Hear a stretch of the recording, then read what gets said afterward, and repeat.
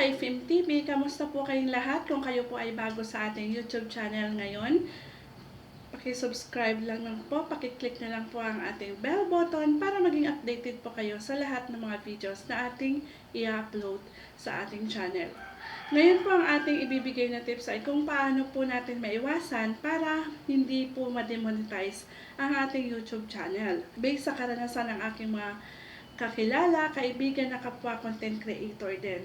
At syempre, nakakapanghinayang kasi kapag ka na-demonetize yung ating YouTube channel dahil pinaghirapan din natin yan bago tayo ma-monetize o bago tayo kumita. Kaya dapat ngayon pa lang, ingatan na natin na ma-demonetize yung ating YouTube channel. So, ito, yung tips natin number 1, ano nga ba ang mga dapat nating iiwasan para maiwasan natin ang ma-demonetize? Number 1 po ay ang clickbait. Kung saan po ay gumagamit tayo ng iba't ibang account na halos maghapon na tayo nagkiklik lang ng mga ads dyan. Dahil usually po, ang totoong mga subscriber natin ay nag-i-skip po yan ng ads. Kaya kapag detect po ni YouTube na tayo ay gumagamit ng clickbait, automatic po ma-demonetize ang ating YouTube channel. Pangalawang tips po, ang pag-upload po ng mga porn or mga sexual or nudity na mga videos. Ito po ay isa din po sa mga ipinagbabawal ni YouTube.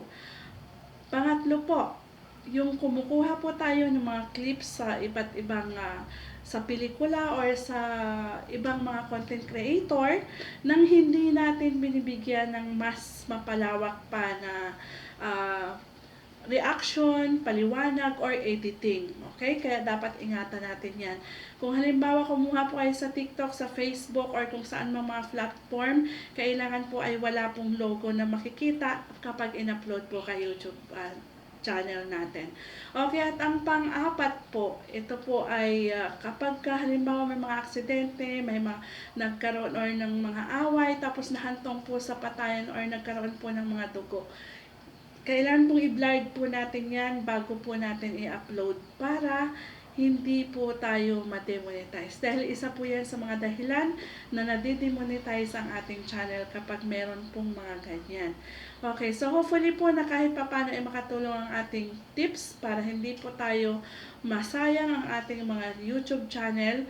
At kung gusto niyo po ang topic na to, paki-subscribe na lang po sa atin. At kung may mga tanong pa po ay mag-comment lang po sa